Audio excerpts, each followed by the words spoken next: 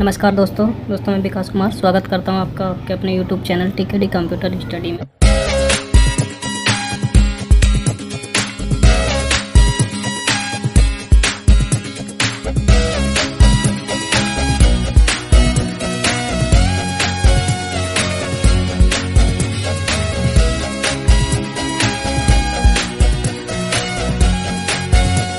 तो CCNA की next video में आज हम लेके आए हैं OSI मॉडल की हमारी सेकंड क्लास है ये। अगर इससे पिछला वीडियो नहीं देखा तो इससे पहले वो वीडियो देख लीजिएगा, अच्छे से समझ आएगा। तो आज हम OSI मॉडल के कंसेप्ट को क्लियर करने वाले हैं। तो आज हम सीखेंगे OSI मॉडल कैसे वर्क करता है। तो देखिए OSI मॉडल की 7 लेयर में जैसे कि इसको डिफाइन किया गया, पिछली वीडियो में हम डिस्कस किया था। नंबर पहला application layer, presentation layer, session layer, transport layer, network layer and data link layer and physical layer. In 7 layer में क्या क्या OSI मॉडल को डिवाइड किया गया है। 7 लेयर आज हम देखेंगे एक अलग अलग लेयर कैसे वर्क करते हैं। तो दोस्तों सबसे पहले आप इंटरनेट पे सर्फिंग करते हैं तो या तो आप डेटा को सेंड करते हैं या रिसीव करते हैं। हमेशा 2 ही प्रोसेस इंटरनेट पे होती है, या तो रिसीव करते हैं डेटा को हम या फिर सेंड करते हैं, या तो सर्वर से रिसीव करते हैं या सेंड करते हैं। 2 प्रोसेस होती है। तो देखिए मान लीजिए ये आप हैं, ये आपका कंप्यूटर है, आप सेंडर साइड पर यानी कि आप यहाँ से आपका ये कोई फ्रेंड है, इसको क्या करना चाहते हैं, आपकी कोई 10 MB की फ़ाइल है उसको भेजना चाहते हैं। तो हम आज देखेंगे कि इंटरनेट पर आपका जो डेटा है अब वो कैसे फ़्लो करता है, यहाँ तक आपका डेटा कैसे पहुँचेगा। तो सबसे पहले आपने इनपुट दिया होगा, आपने इनपुट किया ऑपरेटिंग सिस्टम में, ऑपरेटिंग सिस्टम में आपने इनपुट किया। तो इस ये जो एप्लीकेशन लेयर है, ये एप्लीकेशन लेयर इंटरफेस प्रोवाइड कराता OSI मॉडल ऑपरेटिंग सिस्टम और यूज़र के बीच और ऑपरेटिंग सिस्टम के बीच में जो इंटरफेस प्रोवाइड कराता वो एप्लीकेशन प्रोवाइड कराता एप्लीकेशन लेयर। उसी के साथ साथ एप्लीकेशन लेयर जैसे कि ब्राउज़र, वेब ब्राउज़र हैं, जो भी जितने भी वेब ब्राउज़र हम यूज़ करते हैं उन सब पे एप्लीकेशन लेयर वर्क करता है। जैसे गूगल क्रोम है, फायरफॉक्स है, और भी कोई भी जो भी वेब ब्राउज़र होते हैं या फिर एप्लीकेशन होती है वो सारे एप्लीकेशन लेयर पर वर्क करते हैं। तो एप्लीकेशन लेयर पर जो हमारा डेटा होता है वो डेटा की फॉर्म में होता है। डेटा ये जो यूज़र ने कुछ इनपुट दिया एप्लीकेशन लेयर पर आया, यूज़र के और ऑपरेटिंग सिस्टम के बीच में जो इंटरफेस प्रोवाइड किया एप्लीकेशन लेयर है। अब ये जो एप्लीकेशन लेयर है ये इस डेटा को भेज देगा प्रेजेंटेशन लेयर पे। प्रेजेंटेशन लेयर पे जब ये डेटा आएगा तो प्रेजेंटेशन लेयर क्या करेगा, प्रेजेंटेशन लेयर ये जो डेटा है इस डेटा को इनक्रिप्ट करेगा,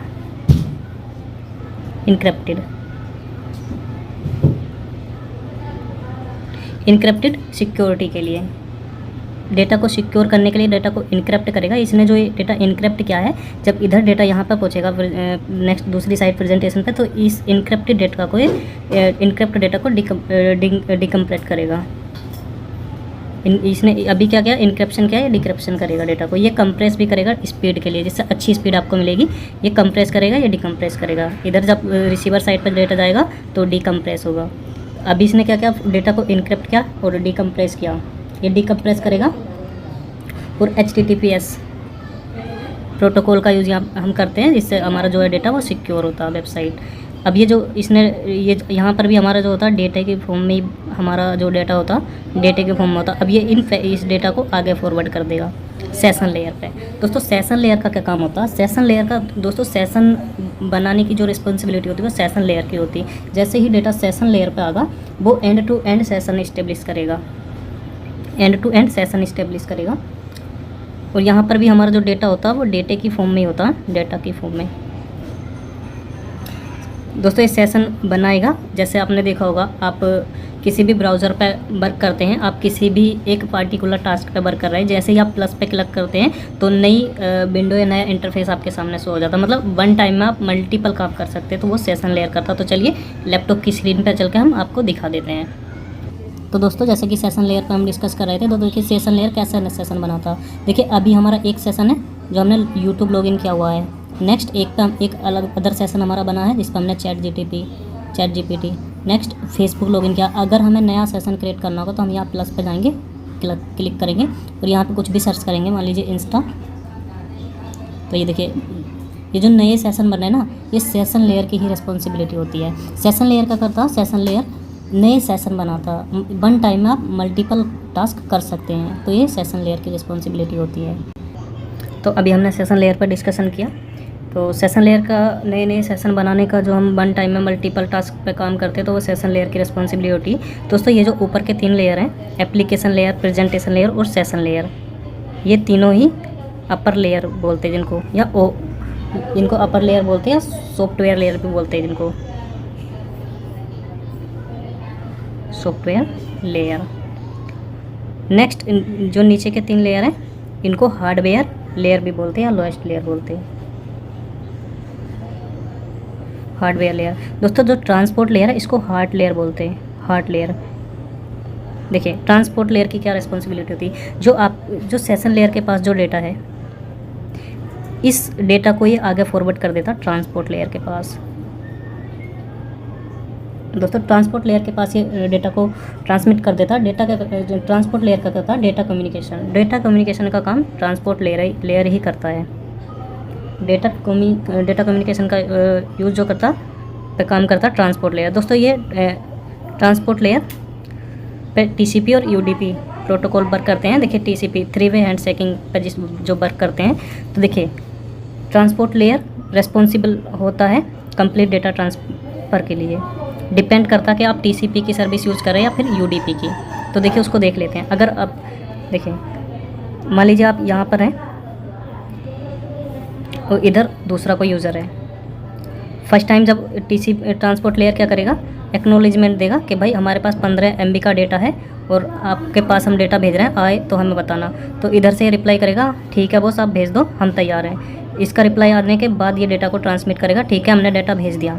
जब डेटा चला जाएगा तो ये कहेगा ठीक है हमारे पास डेटा आ गया, एक्नॉलेजमेंट मिल जाएगी। तो ये काम क्या होता, ये ट्रांसपोर्ट लेयर का ही काम होता। ट्रांसपोर्ट लेयर ही वर्क करता। डिपेंड करता कि आप टीसीपी की सर्विस यूज कर रहे हैं। टीसीपी क्या होता, कनेक्शन ओरिएंटेड प्रोटोकॉल होता, यानी कि तब तक आपका कनेक्शन बना रहेगा जब तक कंप्लीट डेटा ट्रांसमिट नहीं होगा। जब तक कंप्लीट डेटा ट्रांसमिट नहीं होगा तब तक आपका कनेक्शन बना रहेगा। और हाँ, सेशन लेयर का एक और बहुत इंपॉर्टेंट काम है कि मान लीजिए आपने सेशन बना है, आपका कोई भी डेटा है, मान लीजिए 15 MB का डेटा है, उसमें से 2 MB का, 4 MB का या 5 MB का कोई डेटा मिस हो गया, यानी कि नहीं जा पाया, करप्ट हो गया, तो ये वापस से पूरा डेटा ट्रांसमिट नहीं करेगा। जो डेटा ट्रांसमिट नहीं हुआ है अगेन सिर्फ उस डेटा को ट्रांसमिट करेगा। तो ये सेशन लेयर का ये काम भी होता है। नेक्स्ट ट्रांसपोर्ट लेयर पर टीसीपी के 3 वे हैंडशेकिंग का यूज़ करते हैं। अगर हम टीसीपी की जगह यूडीपी की सर्विस यूज़ कर रहे हैं, यूडीपी, तो यूडीपी में देखिए डेटा ट्रांसफ़र होने की कोई गारंटी नहीं होती है। ये हाईएस्ट स्पीड का अगर हमें स्पीड की रिक्वायरमेंट होगी तो हम यूडीपी का यूज़ करते हैं। टीसीपी में अगर हमें कंप्लीट डेटा ट्रांसफ़र करना होगा तो हम टीसीपी की सर्विस का यूज़ करते हैं। टीसीपी सिक्योर होता accordingly to UDP. Next transport layer पे जो ये डेटा अभी सेशन लेयर से क्या होता, जो डेटा की फॉर्म में डेटा आया था, अभी ट्रांसपोर्ट लेयर क्या करेगा, उस डेटा को कन्वर्ट कर देगा सेगमेंट में। जो डेटा की फॉर्म में डेटा आया था उसको सेगमेंट में डिवाइड कर देगा और ये जो सेगमेंट में आगे फॉरवर्ड कर देगा नेटवर्क लेयर पर आगे फॉरवर्ड कर देगा। दोस्तों नेटवर्क क्या करता है, नेटवर्क लेयर के पास क्या होता है, ये राउटर, जो भी हमारे राउटर वर्क करते हैं वो नेटवर्क लेयर पे और डेटा लिंक लेयर पर वर्क करते हैं। इसके पास इस सभी IP एड्रेस होता है जिससे ये बेस्ट पाथ डिसाइड करता है। मान लीजिए आपको दिल्ली से मुंबई तक जाना है तो आपके पास मल्टीपल रूट होंगे, लेकिन उसमें से आप क्या करेंगे, आपको जहाँ पर कॉस्ट कम होगी आप उस रूट से जाएंगे और जल्दी जहाँ से पहुँचेंगे, टाइम जिस पे कम लगेगा। तो सेम वही काम होता है नेटवर्क लेयर का। Network layer best path decide करता है और उस पाथ से डेटा को ट्रांसमिट करता है जो बेटर पाथ होता है, बेस्ट पाथ डिसाइड करता है और आगे डेटा को फॉरवर्ड करता है। ये किसका काम होता है, ये भी नेटवर्क लेयर का ही काम होता है। नेटवर्क लेयर पर जो ये सेगमेंट था, इस सेगमेंट को ये कन्वर्ट कर देता है पैकेट की फॉर्म में। छोटे छोटे पैकेट बन जाते हैं इसके पास आके। जैसे ये पूरा सेगमेंट आया था, मान लीजिए 15 MB का बंडल था कुछ, तो ये 15 MB का जो डेटा था उसको कुछ इस तरह से कन्वर्ट कर देगा। मान लीजिए 5 MB का ये, 5 MB का ये, 5 MB का ये, इस तरह से ये सेगमेंट को पैकेट में डिवाइड कर देता पैकेट, और इस पैकेट को आगे फॉरवर्ड कर देता डेटा लिंक लेयर के पास। दोस्तों डेटा लिंक लेयर क्या करता, ये एरर चेकिंग का काम करता। जो पैकेट जो पैकेट नेटवर्क लेयर से डेटा लिंक लेयर के पास आए हैं उसमें चेक करता कि कोई एरर तो नहीं है। यदि कोई एरर है तो एरर फ्री करने का काम भी डेटा लिंक लेयर का होता है। डेटा लिंक लेयर का क्या होता है? एरर फ्री करने का काम भी डेटा लिंक लेयर का होता है। और फ्लो कंट्रोल का काम भी डेटा लिंक लेयर करता है। फ्लो कंट्रोल कैसे करता है? मान लीजिए इधर आपका जो डेटा लेयर है जब रिसीवर के पास जाएगा, मान लीजिए ये अदर साइड में डेटा लिंक लेयर है, ये जो रिसीवर साइड पर पीसी है, मान लीजिए इसकी जो स्पीड है वो 5 Mbps की है, 5 Mbps मेगाबिट्स पर सेकेंड। लेकिन सेंडर जो है, सेंडर की जो स्पीड है 10 Mbps की है। तो ये क्या करेगा? डेटा लिंक लेयर अगर रिसीवर 5 Mbps को सपोर्ट करेगा तो ये 5 MB, ऐसे में क्या होगा? मान लीजिए अगर ये 10 Mbps की स्पीड से डेटा को भेज देगा, लेकिन ये तो सिर्फ 5 Mbps की स्पीड को ही सपोर्ट करता, तो बाकी ऐसे में क्या होगा? हमारा डेटा करप्ट हो जाएगा, डेटा का लॉस हो जाएगा। तो उसी के लिए को रोकने के लिए हमारा डेटा लिंक लेयर वर्क करता। डेटा लिंक लेयर क्या करता? अगर सामने वाला 5 Mbps की स्पीड होगी तो ये 5 Mbps की स्पीड से ही डेटा को भेजेगा, जिससे डेटा करप्ट नहीं होगा और डेटा का लॉस नहीं होगा। नेक्स्ट आगे हमारा जो पैकेट आए थे, उन पैकेट को ये जो डेटा लिंक लेयर के पास जो नेटवर्क लेयर से पैकेट आए थे, उस पैकेट को ये फ्रेम में कन्वर्ट कर देता है। फ्रेम, जो पैकेट थे पैकेट को फ्रेम में कन्वर्ट कर देता डेटा लिंक लेयर, और जो फ्रेम है उनको आगे फॉरवर्ड कर देता है फिजिकल लेयर के पास। दोस्तों physical layer is the first layer of the OSI model. दोस्तों ये तो डिपेंड करता कि आप रिसीवर साइड पे हो, सेंडिंग साइड पे हो। फर्स्ट लेयर अगर आप सेंडिंग साइड पे हो तो आपका फर्स्ट लेयर होगा एप्लीकेशन लेयर, रिसीवर साइड पे हो तो आपका फर्स्ट लेयर होगा physical layer. Next physical layer. दोस्तों फिजिकल लेयर रिस्पॉन्सिबल होता कि जो आपका डेटा है फ्रेम, इस फ्रेम को बिट्स की फॉर्म में कन्वर्ट करता, बिट्स या सिंबल। बिट सिंबल मतलब मीन्स 0 और 1, क्योंकि जो मीडिया होती, जो कंप्यूटर हमारा सपोर्ट करता वो बिट सिंबल या 0 और 1 को ही समझता, उसी को सपोर्ट करता। तो जो आपका जो फ्रेम थे उनको 0-1 की फॉर्म में कन्वर्ट कर देता है। 0-1 की फॉर्म में कन्वर्ट करता जो आपके पास फ्रेम का जो पैकेट था, और ये डिसाइड करता है कि आगे जो डेटा फॉरवर्ड करना है वो वायर के थ्रू करना है या वायरलेस के थ्रू करना, मीन्स गाइडेड मीडिया या अनगाइडेड मीडिया। हम पिछली वीडियो में डिस्कस कर चुके हैं, और आगे भी हम एक separate guided media unguided media यानी कि ट्रांसमिशन मीडिया के ऊपर वीडियो लेकर आएंगे, तो उसमें और अच्छे से समझ आएगा। तो अभी ये क्या करता है? ये चेक करता है, डिसाइड करता है कि आपका जो डेटा ट्रांसमिट होना है वो वायरलेस के थ्रू होना है क्या वायर के थ्रू होना। नेक्स्ट ये जो इसके पास बिट सिंबल है ये इधर भेज देता रिसीवर साइड पे, जो इधर प्रोसेस हुआ था एज इट इज़ रिवर्स में इधर फॉलो होता। जो फिजिकल लेयर के पास बिट सिंबल्स में डेटा आया था उसको physical layer data link layer पे फॉरवर्ड करता। Data link layer bit symbols को फ्रेम की फॉर्म में कन्वर्ट करता और आगे फॉरवर्ड करता। जो वर्क इधर हुआ था सेम एज इट इज़ इधर होता।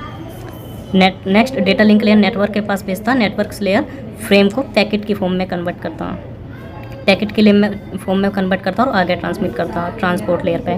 ट्रांसपोर्ट लेयर सेगमेंट में कन्वर्ट करता। नेक्स्ट सेशन लेयर पे चला जाता डेटा। सेशन लेयर का क्या क्या होता, जो सेशन इस्टेब्लिश होता और आगे फॉरवर्ड कर देता सेशन लेयर डेटा को। जो सेगमेंट आए तो उसको डेटा की फॉर्म में कन्वर्ट करता, प्रेजेंटेशन लेयर के पास भेज देता, प्रेजेंटेशन डेटा को एप्लीकेशन लेयर पे, और आपको रिसीव हो जाता डेटा। इस तरह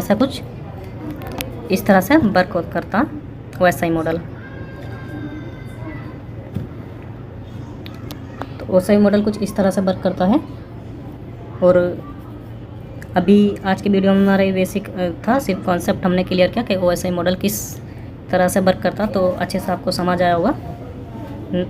हम नेक्स्ट वीडियो में 1 बाय 1 एक करके लेयर पर अच्छे से डिस्कशन करेंगे और भी बेहतर समझ आ जाएगा। तो आज के वीडियो में आशा करता हूँ कि समझ आया होगा, या फिर कोई डाउट है तो आप कमेंट कर सकते हो, हम रिप्लाई ज़रूर करेंगे। और अगर आप चैनल पर नए हैं तो सब्सक्राइब करके बेल आइकन को प्रेस कर लीजिए, क्योंकि मैं ऐसे ही वीडियो लाता रहूँगा। तो आज के वीडियो में इतना ही, मिलते हैं नेक्स्ट वीडियो में। जय हिंद, जय भारत दोस्तों।